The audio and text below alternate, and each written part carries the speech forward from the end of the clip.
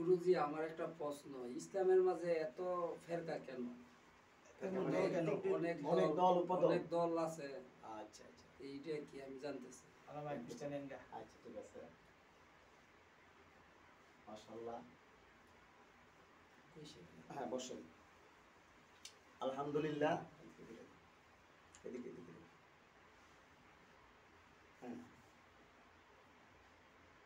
এখন এক ব্যক্তি জানতে চাইলেন, একজন ভদ্রলোক, যে ইসলামের মধ্যে এত ফেরকা কেন, এত দল কেন, দল উপদল কেন। তো এ ব্যাপারে আমি কিছু কথা বলছি, দয়া করে আপনারা শুনুন। মনে করেন ইসলামের মধ্যে আসলে মূল ধারার ইসলামের মধ্যে কোনো ফেরকা নাই বা কোনো দল নাই। কোরআনুল কারীম আল্লাহর বাণী এবং যে 104 খানা কিতাব এসেছে, 4 খানা বড় আর 100 খানা ছোট। 100 খানাকে বলা হয় সহিফা। তো 2,24,000 পয়গাম্বর, মতান্তরে 1,24,000 পয়গাম্বর। কোরআনে বর্ণিত আছে 25 জন নবী বা রাসূল। তো শেষ নবী হযরত মুহাম্মদ সাল্লাল্লাহু আলাইহি ওয়াসাল্লাম, তিনি যে বিধান আমাদের উপর দিয়ে গেলেন, কোরআনুল কারীম, হাদিস শরীফ এবং নবীজির সুন্নাহ, তো এই বিষয়টা যে এত ফেরকা কেন, এত দল উপদল কেন, আর এই ফেরকাবাজিরা বা এত দল উপদলে বিভক্ত হয়ে, দেখেন মজার বিষয়, এরা আবার নিজেরা আবার কামড়াকামড়ি করে না? এক দল আরেক দলের উপরে হামলা চালায়, মারপিট করে। তো এ বিষয়ে আজকে কথা বলবো। তো দেখুন দরদিরা, জ্ঞান, বিবেক, আবেগ এবং অভিজ্ঞতা, খেয়াল করছেন? জ্ঞান অর্থ কি? জ্ঞান অর্থ হইল জানা, ইলমুন, জানা। আপনি যা জানছেন, যা অভিজ্ঞতা অর্জন করছেন, বিবেক দিয়ে উপলব্ধি করেছেন এবং আবেগ দিয়ে সেটাকে জাস্টিফাই করেছেন, বা আবেগকে আপনি নিয়ন্ত্রণ করতে পারছেন বা পারছেন না, কিন্তু আবেগটা আপনার লাগাম ছাড়া হয়ে গেছে। আবেগটা বেশিরভাগ সময় লাগাম ছাড়া থাকে। বিবেকটা যদি জাগ্রত করতে পারেন তাহলে সেটা জাগ্রত হয়। আর জ্ঞান যদি আপনি জানেন, সেটা জ্ঞানের ঝোলাকে বড় করবে। আর অভিজ্ঞতা, সেটা আপনার বিভিন্ন পরিপ্রেক্ষিতে, বিভিন্ন পরিস্থিতিতে আপনার অভিজ্ঞতার পালা ভারী হবে, আপনার আত্মার মধ্যে সে স্মৃতি হিসাবে সেটা জমা হবে। তা আপনি জানতে চাইছেন যে কেন এত ফেরকা, এত দল। যেমন দলগুলো আমি নাম বলি, আপনি নাম বলেন না, আমি বলি। বাংলাদেশের মধ্যে, সারা বিশ্বের মধ্যে তো অনেক দল উপদল আছে। তো বাংলাদেশের মধ্যে যে দলগুলো বেশিরভাগ আছে, যেমন তাবলিগ জামাত আছে, বাংলাদেশ জামাতে ইসলাম আছে, তারপরে চরমনাই আছে, তারপরে উজানি আছে, আটরশি আছে, ভান্ডারি আছে, দেওয়ানবাগি আছে, রাজারবাগি আছে। তো এইভাবে শিয়া, সুন্নি, ওহাবি, খারিজি, আলিয়া মাদ্রাসা, কওমি মাদ্রাসা, এইভাবে দল উপদল তৈরি হয়ে গেছে। তো আবার ওহাবিরা, যারা ওহাবি তারা মিলাদ করে না, আবার যারা সুন্নি তারা মিলাদ করে, নবীজিকে দাঁড়ায় সালাম দেয়। আবার একদল বলতেছেন নূরের তৈরি, আরেক দল বলতেছে মাটির তৈরি।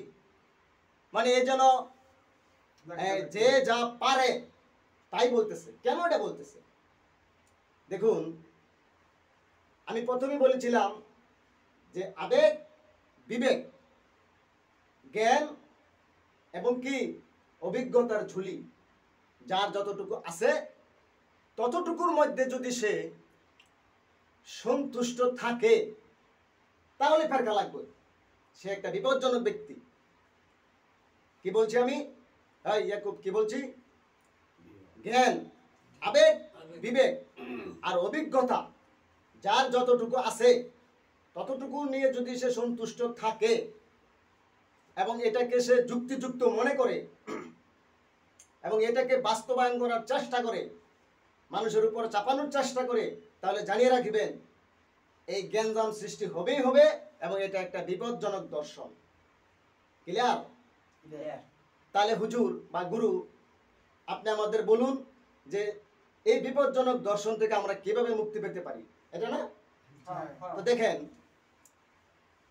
আপনার বিবেক, আবেগ, জ্ঞান, অভিজ্ঞতা, এই চারটার উপরে আপনি কখনো সন্তুষ্ট হতে পারবেন না, কখনো আপনি এখানে স্থির হয়ে থাকতে পারবেন না।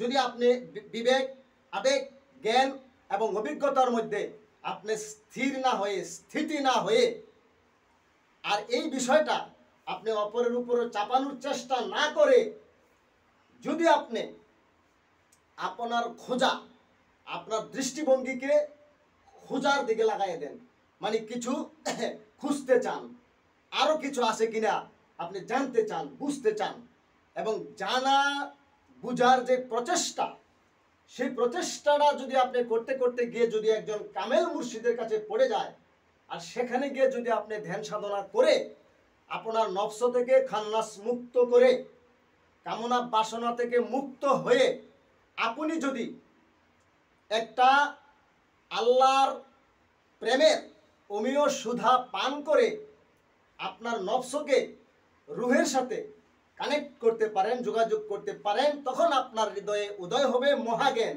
সুবহানাল্লাহ। সেই মহাজ্ঞানটা যখন উদয় হবে, তখন আপনি আপনার এই মতাদর্শ আর কারো উপরে চাপানোর চেষ্টা করবেন না, কারোর সাথে ঝগড়াও করবেন না, আর এই উপদল ক্ষুদ্র দলে বিভক্ত হয়ে ঝগড়াঝাটিও করবেন না, আর কারো উপরে হামলা মামলাও করবেন না। কারণ আপনি মহাজ্ঞানের সাথে কি হয়েছেন? যোগাযোগ সংযোগ করেছেন। এখন আপনার ভিতরে, হৃদয়ের ভিতরে উদয় হবে মহাজ্ঞান, স্রষ্টার প্রেমের অবিয় সুধা আপনি পান করবেন।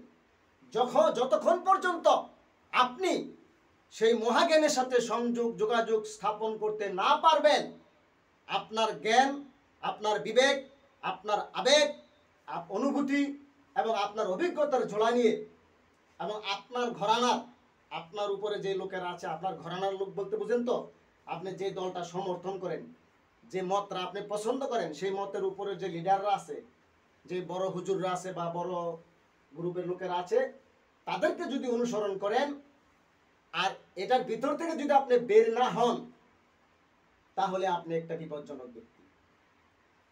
কারণ আপনি চাইবেন আপনার মতাদর্শটা কি করুক, আরেকজনের উপরে চাপাই দেওয়ার চেষ্টা করবেন, লড়াই করবেন, জিহাদ করবেন, জিহাদ করে মারা যাওয়ার জন্য প্রস্তুত হইবেন। এটা একটা বিপজ্জনক অধ্যায়। যখনই আপনি নিজেকে পূর্ণাঙ্গ জ্ঞান প্রাপ্ত মনে করবেন, মহাজ্ঞানের সাথে সংযুক্ত হওয়ার আগে, আল্লাহর জ্ঞানের সাথে সংযুক্ত হওয়ার আগে যদি আপনি আপনার ফেরকার, আপনার দলের বই পুস্তক পড়ে নিজেকে মহাজ্ঞানী ভাবতে শুরু করেন, তাহলে আপনি একটা বিপজ্জনক ব্যক্তিত্বে পরিণত হবেন।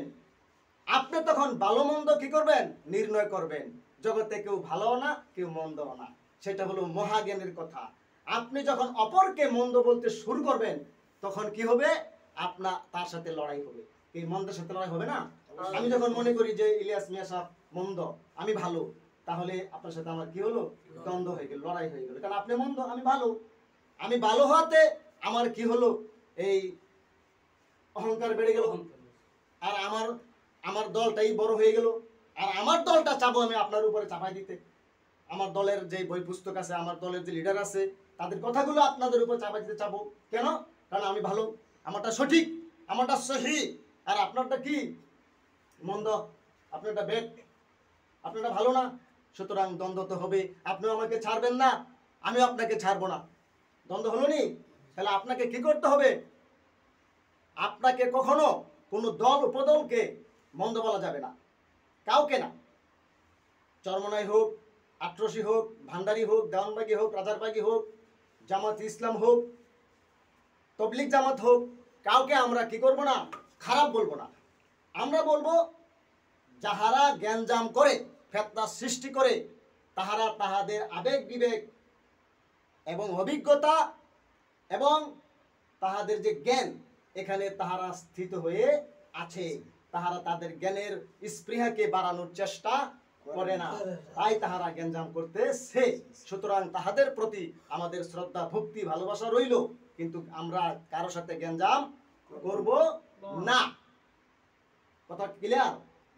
এইভাবে দল উপদলের সৃষ্টি হয়। যেমন তাবলিগ জামাতের ভাইরা এই ফাজাইলে আমল কিতাবটা পড়ে, তারপরে একটা কিতাব আছে এই ফাজাইলে সাদাকাত, আরেকটা আছে আমলে নাজাত।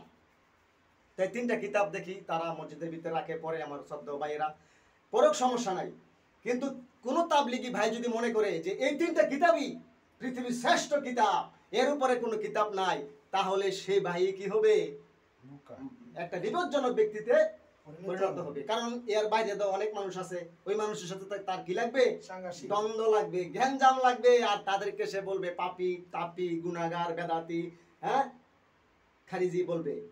আবার দেখেন আমাদের বাংলাদেশে যে জামাত ইসলামের ভাইরা আছে, তাহারা আল্লামা মওদুদী সাহেবের কিতাবাদি, তাদের যেই বড় বড় লিডারের কিতাবাদি তারা পড়ে, যে জামাতি ভাইরা যদি তাদের এই কিতাবাদি পড়ে মনে করে যে এই কিতাবগুলি আমাদের শ্রেষ্ঠ কিতাব, এর উপরে পৃথিবীতে আর কোনো কিতাব নাই, এটার উপরে তারা আমল করা শুরু করে এবং এই কিতাবগুলো শ্রেষ্ঠ মনে করে, আর অন্য লোকদেরকে মনে করে যে তারা বেদাতি, ভণ্ড, তারা খারাপ, তারা অজ্ঞানী, আমরাই জ্ঞানী, তাহলে বিপজ্জনক অধ্যায় তৈরি হবে। হচ্ছে না অধ্যায়? হচ্ছে না?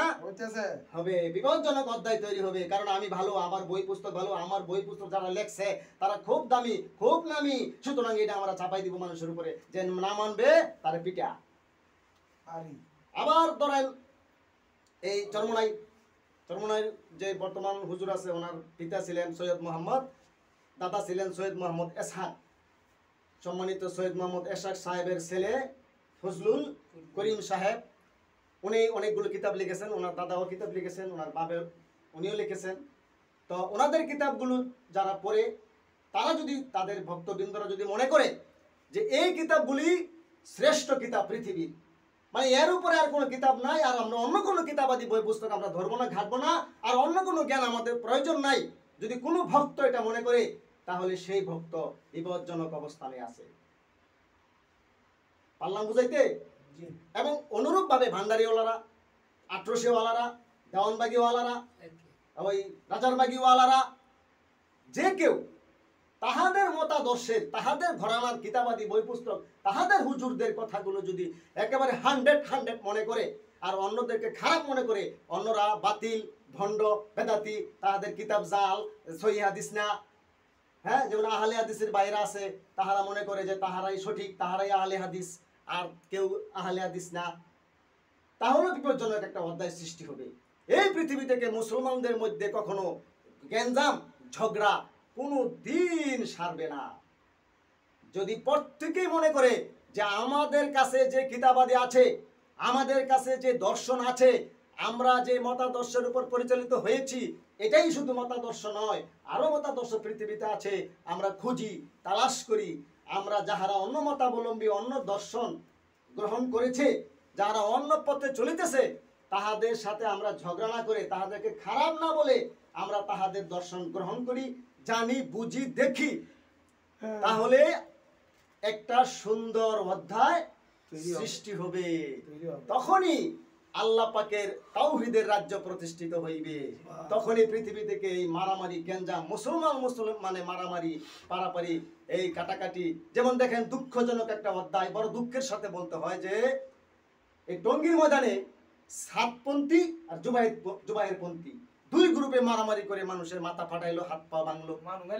হ্যাঁ, করলো না বাবা? তাহলে কেন এটা করলো? খেয়াল করেন, যে আপনি প্রশ্ন করছেন না, ওনার দিকে ধরেন তো এটা ক্যামেরাটা, উনি প্রশ্ন করছে, হ্যাঁ উনি তো ঠিক আছে, এবার রাখেন, উনি প্রশ্ন করছে, তাহলে এদিকে প্রশ্ন উত্তর দিবে, এদিকে দেখেছো তো। তো উনি প্রশ্ন করছে কি, কেন ইসলামের মধ্যে এত ফেরকা, মারামারি বা দলাদলি? তো বাংলাদেশ তাবলিগ জামাত, এটা একটা তাবলিগ জামাত না, কিন্তু টঙ্গীর ময়দানে তারা দুই গ্রুপে মারামারি করলো, জুবাইর গ্রুপ, সাদ গ্রুপ। তাহলে মারামারিটা কেন হলো? কারণ জুবাইর গ্রুপ মনে করতেছে তারা কি সহি, তারা কি বাবা সহি, তারাই শ্রেষ্ঠ, আর ওই সাদ গ্রুপ কি বাতিলপন্থী, হ্যাঁ, তাদেরকে মেরে ফেল, তাদেরকে খারাপ মনে করতেছে। আবার সাতপন্থীরা মনে করতেছে যে আমরাই শ্রেষ্ঠ। সাতপন্থীদের অভিজ্ঞতা, তাহাদের জ্ঞান, তাহাদের আবেগ, তাহাদের বিবেক, এগুলো তারা 100% কনফিডেন্স, 100% তারা সিদ্ধান্ত নিয়ে নিল যে আমরা সাতপন্থীরাই শ্রেষ্ঠ, আর জুবাইর পন্থীরা কি বাতিল। হ্যাঁ, তাই এবার দুই পন্থী চড়া হয়েছে।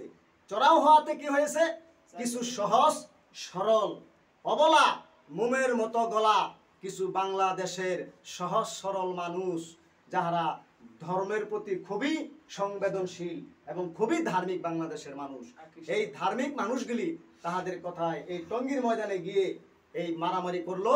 আর কয়জন মারা গেল? 4 জন মারা গেল। আর আহত হয়েছে কতজন? 29 জন নাকি কয়জন আহত হয়েছে। তাহলে যারা আহত হয়েছে, যারা নিহত হয়েছে, তাহাদের প্রতি আমরা গভীর শোক এবং সমবেদনা জানাই। তাহাদের শোক সন্তপ্ত পরিবারের প্রতি আমরা দুঃখ প্রকাশ করছি। আমরা আশা করব ধর্মীয় কোন্দলে যেন বাংলাদেশে আর কোনো মানুষ না মারা যায়। দেখেন, ছেলে মেয়ে থেকে, বিবি বাচ্চা থেকে বিদায় নিয়ে তাহারা গিয়েছেন কিসের জন্য? সোয়াবের জন্য, কিন্তু তাহারা সেখান থেকে মরে আসলেন। এটা কি বলবেন আপনি যে তারা জান্নাতে গেছে? কখনো না। কারণ ছেলে মেয়ে, মা বাবা কাউকে এই অকালে মরে জান্নাতে যাওয়ার পারমিশন দেয় নাই, দিচ্ছেও না। কারণ সাতপন্থী আর জুবায়ের পন্থী লাগছে। কারণ এই পন্থী কইতেছে আমরাই শ্রেষ্ঠ, ওই পন্থী কইতেছে আমরাই শ্রেষ্ঠ। তাহাদের অভিজ্ঞতা, তাহাদের জ্ঞান, তাহাদের বিবেক, হ্যাঁ, তাহাদের আবেগ তাহাদেরকে কি করেছে? অহংকারী করেছে। ওকেও অহংকারী করেছে, ওকেও অহংকারী করেছে, তাই মারামারি হয়েছে। তা আসুন আমরা আমাদের জ্ঞান, আমাদের আবেগ, আমাদের বিবেক এবং আমাদের অভিজ্ঞতাকে ছুঁড়ে ফেলে দিয়ে আমরা পরম সত্তার সন্ধান করি, আমরা মহান আল্লাহ পাকের মহাজ্ঞানের উৎস তালাশ করি, তাহলে আমরা সার্বজনীন হতে পারবো। আমরা এই মারামারি থেকে মুক্ত হয়ে আমরা একটা সার্বজনীন একটা ইসলাম ধর্ম আমরা জগৎবাসীকে উপহার দিতে পারবো। হ্যাঁ, আর কোনো প্রশ্ন আছে কারো? প্রশ্ন করবেন? আজকের প্রশ্ন বুঝছেন তো সবাই? জি, মাশাআল্লাহ।